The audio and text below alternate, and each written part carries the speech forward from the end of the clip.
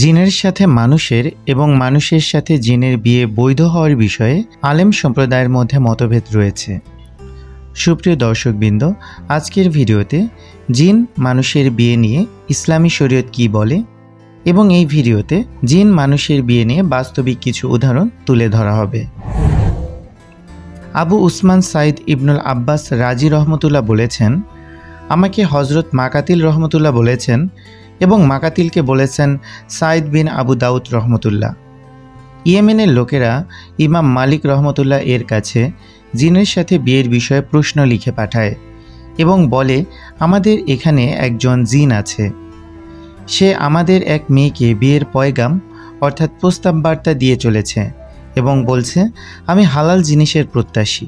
ইমাম মালিক রহমতুল্লাহ বলেন, এই বিষয়ে আমি ইসলামে কোনো বাধা দেখতে পাচ্ছি না, কিন্তু আমি এও পছন্দ করি না যে কোনো মহিলা যখন গর্ভবতী হবে এবং জিজ্ঞাসা করা হবে তোমার স্বামীকে, তো সে বলবে আমার স্বামী জিন, ফলে ইসলামে বিশৃঙ্খলা সৃষ্টি হবে। ইমাম সুফিয়ান শাওরি রহমতুল্লাহ বর্ণনা করেছেন, হজরত হাজ্জাজ বিন আরতাদ বলেছেন, হজরত হাকাম বিন উতাইবাহ জিনের সাথে মানুষের বিয়ে করাকে মাকরু বলতেন। ইমাম জুহরি রহমতুল্লাহ বলেছেন, আমাদের প্রিয় নবী রাসূলুল্লাহ সাল্লাল্লাহু আলাইহি ওয়াসাল্লাম জিনের সাথে বিয়ে করাকে নিষেধ করেছেন। হজরত উকবাহ আর রুমানি রহমতুল্লাহ বলেছেন, আমি হজরত কাতাদা রহমতুল্লাহকে জিনের সাথে বিয়ের বিষয়ে প্রশ্ন করলে উনি তা মাকরু বলেছেন এবং এই ব্যাপারে হজরত হাসান বাসরি রহমতুল্লাহকে জিজ্ঞাসা করেছি, উনিও বলেছেন মাকরু। হজরত উকবাহ বিন আবদুল্লাহ রহমতুল্লাহ বলেছেন, একটি লোক হজরত হাসান বিন আব্দুল হাসান রহমতুল্লাহ এর কাছে এসে নিবেদন করল, হে আবু সাঈদ, জিনের মধ্য হতে এক ব্যক্তি আমাদের এক মেয়েকে বিয়ের প্রস্তাব দিয়ে চলেছে, এ বিষয়ে আমাদের করণীয় কি? হজরত হাসান রহমতুল্লাহ বলেন, ওর সাথে মেয়ের বিয়ে দিও না এবং ওকে সম্মান করো না। তারপর সেই লোকটি হজরত কাতাদাহ রহমতুল্লাহ এর কাছে এসে বলল, হে আবুল খাত্তাব, জিনদের মধ্য হতে এক ব্যক্তি আমাদের এক মেয়েকে বিয়ের প্রস্তাব দিয়ে চলেছে। তো হজরত কাতাদাহ রহমতুল্লাহও বলেন, তোমরা ওই জিনের সাথে মেয়ের বিয়ে দিও না, কিন্তু যখন সে তোমাদের কাছে আসবে তোমরা বলবে আমরা তোমার উপর চড়াও হব, যদি তুমি মুসলমান হও তো আমাদের হতে দূর হয়ে যাও, আমাদের কষ্ট দিও না।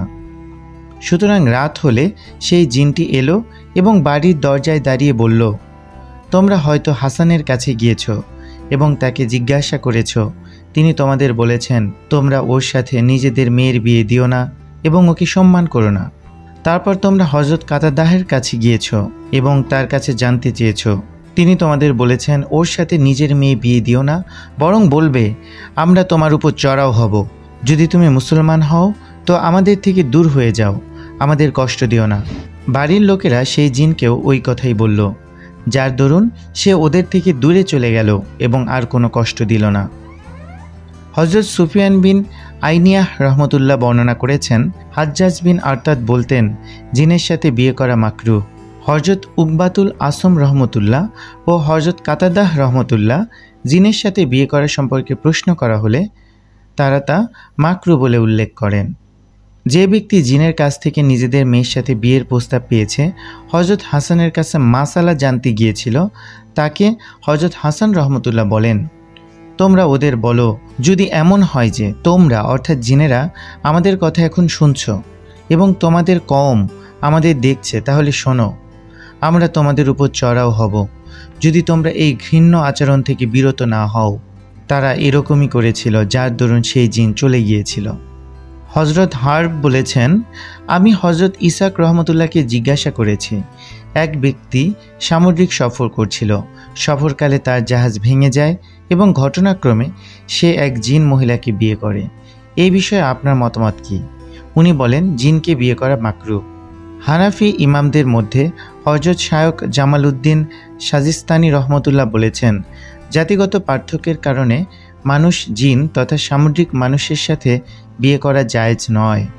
কাজীউল কুজ্জা শরফুদ্দিন বারিজি রহমতুল্লাহকে জিজ্ঞাসিত মাসালাগুলির মধ্যে শায়খ জালালউদ্দিন আসনবী উল্লেখ করেছেন, সম্ভাব্য ক্ষেত্রে যদি কোনো মানুষ জিন মহিলাকে বিয়ে করার সংকল্প করে তবে কাজটি তার জন্য বৈধ হবে না, নিষিদ্ধ হবে, কেননা আল্লাহ তাআলা বলেছেন, এবং তার নির্দেশনাবলীর মধ্যে আরেকটি নির্দেশন এই যে তিনি তোমাদের শান্তির জন্য তোমাদের মধ্য হতে তোমাদের সঙ্গিনীদের সৃষ্টি করেছেন।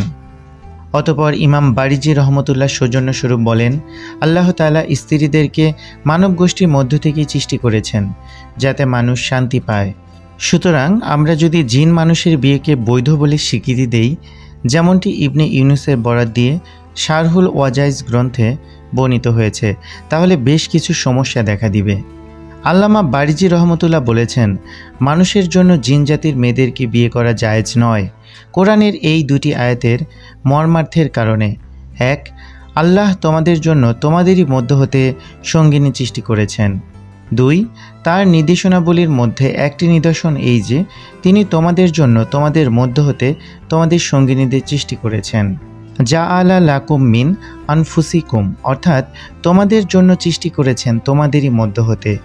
এর ব্যাখ্যায় মুফাসসিরগণ বলেছেন, তোমাদের স্ত্রীগণকে সৃষ্টি করা হয়েছে তোমাদের অর্থাৎ মানুষের জাতি, তোমাদের প্রজাতি ও তোমাদের আকৃতি প্রকৃতি বিশিষ্ট করে। যেমন কোরআনের অন্যত্র বলা হয়েছে, তোমাদের মধ্য হতে অবশ্যই তোমাদের নিকটে এক মহান রাসূল এসেছে, অর্থাৎ তোমাদের মধ্য হতে বলতে বোঝানো হয়েছে যে তিনিও মানুষ।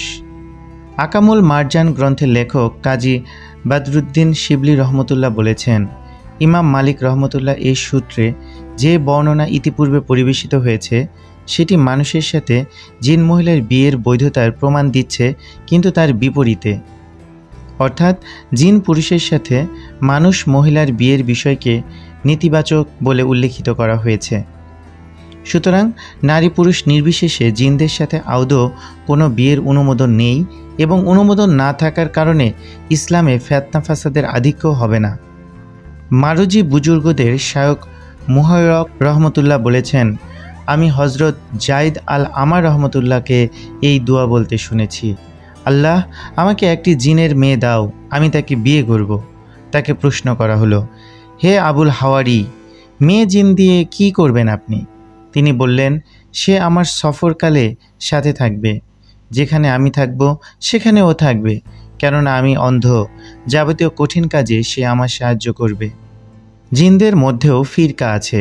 ঘটনাটি হলো, ইমাম আমাশ রহমতুল্লাহ বর্ণনা করেছেন যে বাজিলাহ গোত্রের এক বৃদ্ধ আমাদের বলেছেন, এক যুবক জিন আমাদের এক মেয়ের প্রেমে পড়ে, তারপর সে আমাদের কাছে মেয়েটিকে বিয়ে করার প্রস্তাব দেয় এবং বলে, আমি বিয়ে না করে ওর সঙ্গে অবৈধ যৌনক্রিয়া অপছন্দ করি, সুতরাং আমরা তার সাথে মেয়েটির বিয়ে দেই। সে আমাদের সামনে আসতো, আমাদের সাথে কথা বলতো, আমরা তাকে জিজ্ঞাসা করি, তোমরা কি? সে বলে, আমরা তোমাদের মতো উম্মত, আমাদের মধ্যেও তোমাদের মতো বংশগোত্র রয়েছে। আমরা জানতে চাই, আচ্ছা তোমাদের মধ্যে ফিরকাও আছে কি? সে বলে, হ্যাঁ, আমাদের মধ্যে কাদরিয়া, শিয়া, মার্জিয়া প্রভৃতি সব রকমের ফিরকা রয়েছে। আমরা প্রশ্ন করি, তুমি কোন ফিরকার সাথে সম্পর্ক রাখো? সে বলে, আমি মার্জিয়া ফিরকার অন্তর্ভুক্ত। জিনদের মধ্যে বেশি খারাপ ফিরকা শিয়া। ইমাম মাস রহমতুল্লাহ বলেছেন, আমাদের এলাকায় বিয়ে করেছিল এক জিন। আমি তাকে জিজ্ঞাসা করি, তুমি কোন খাদ্য খেতে বেশি পছন্দ করো? সে বলে, ভাত। আমি তাকে ভাত এনে দিলাম, দেখলাম গ্রাস তো উঠছে, কিন্তু গ্রাস কে তুলছে তাকে দেখা যাচ্ছে না। আমি বললাম, তোমাদের মধ্যে আমাদের মতো ফিরকাও আছে কি? সে বলল, জি হ্যাঁ। আমি জানতে চাইলাম, আচ্ছা তোমাদের মধ্যে রাফিজিদের অবস্থা কেমন? সে বলল, রাফিজিরা আমাদের মধ্যে নিকৃষ্টতম ফিরকা। কিছু আশ্চর্য ঘটনা। ইমাম আমাশ রহমতুল্লাহ বলেছেন, আমি এক জিনের বিয়েতে কুই নামক এক স্থানে উপস্থিত ছিলাম। বিয়েটি ছিল জিনের সাথে এক মানুষের। জিনদের জিজ্ঞাসা করা হলো, কোন খাদ্য তোমাদের বেশি পছন্দনীয়? ওরা বলল, ভাত। তো লোকেরা জিনদের কাছে ভাতের ডালা আনতে থাকছিল, আর ভাত শেষ হতে থাকছিল, কিন্তু ভাত কে খাচ্ছিল তা দেখা যাচ্ছিল না। হযরত আবু ইউসুফ শারুজি রহমতুল্লাহ বর্ণনা করেছেন, একবার এক মহিলা মদিনা শরীফে এক ব্যক্তির কাছে এসে বলল, আমরা তোমাদের বসতির কাছে নেমেছি, অতএব তুমি আমাকে বিয়ে করে নাও। তো লোকটি সেই মহিলাকে বিয়ে করল। রাত হলে সে নারীর রূপ ধরে স্বামীর কাছে আসতো। একবার সেই জিন মহিলাটি স্বামীর কাছে এসে বলল, আমরা এবার চলে যাব, অতএব তুমি আমাকে তালাক দাও। পরবর্তীকালে একবার সেই লোকটি মদিনা শহরের কোনো এক রাস্তা দিয়ে যাচ্ছিল। হঠাৎ তার নজরে পড়ল সেই জিন মহিলাটি দানা শস্য বহনকারীদের থেকে রাস্তায় পড়ে থাকা দানা কুড়াচ্ছে। তা দেখে লোকটি বলল, আরে তুমি এখানে দানা কুড়াচ্ছ? একথা শুনে মহিলাটি তার দিকে চোখ তুলে তাকালো এবং বলল, তুমি কোন চোখ দিয়ে আমাকে দেখেছ? লোকটি বলল, এই চোখ দিয়ে। মহিলাটি তখন নিজের আঙুল দিয়ে ইশারা করল, যার ফলে লোকটির চোখ উপড়ে বাইরে বেরিয়ে পড়ল। একটি সুন্দরী জিন স্ত্রীর ঘটনা। আকামুল মারজানের গ্রন্থকার আল্লামা বদরুদ্দিন শিবলি রহমতুল্লাহ বর্ণনা করেছেন, জনাব কাজীউল কুজ্জাহ জালালউদ্দিন আহমদ বলেছেন, আমার পিতা কাজী হিসামউদ্দিন রাজি রহমতুল্লাহ আপন পরিবার পরিজন বর্গকে প্রাচ্য থেকে আনার জন্য আমাকে সফরে পাঠিয়ে দেন। যখন আমি বিরাহ নামক একটি জায়গা পার হলাম, তো বৃষ্টি আমাদের এক পাহাড়ের গুহায় আশ্রয় নিতে বাধ্য করল। আমি এক যাত্রী দলের সাথে ছিলাম, ফলে কিছুক্ষণের মধ্যে ঘুমিয়ে পড়লাম। হঠাৎ দেখি কেউ আমাকে জাগাচ্ছে। জেগে উঠে দেখলাম আমার কাছে মাঝারি উচ্চতার এক মহিলা দাঁড়িয়ে আছে। তার চোখ ছিল একটা লম্বালম্বি ফাটলের মতো, যা দেখে আমি ঘাবড়ে গেলাম। সে বলল, তুমি ভয় পেও না, আমি তোমার সাথে আমার চাঁদের মতো মেয়েকে বিয়ে দিতে এসেছি। আমি ঘাবড়ে গিয়ে বললাম, আল্লাহ ভালো করুন। তারপর দেখলাম কিছু মানুষ আমার দিকে আসছে। তাদের আকৃতিও ওই মহিলার মতো, তাদের চোখও লম্বা ফাটলের মতো। তাদের সাথে এক কাজীও ছিল এবং ছিল সাক্ষীও। সুতরাং কাজী বিয়ের পয়গাম দিল এবং বিয়ে পড়িয়ে দিল, যা আমি বাধ্য হয়ে কবুল করলাম।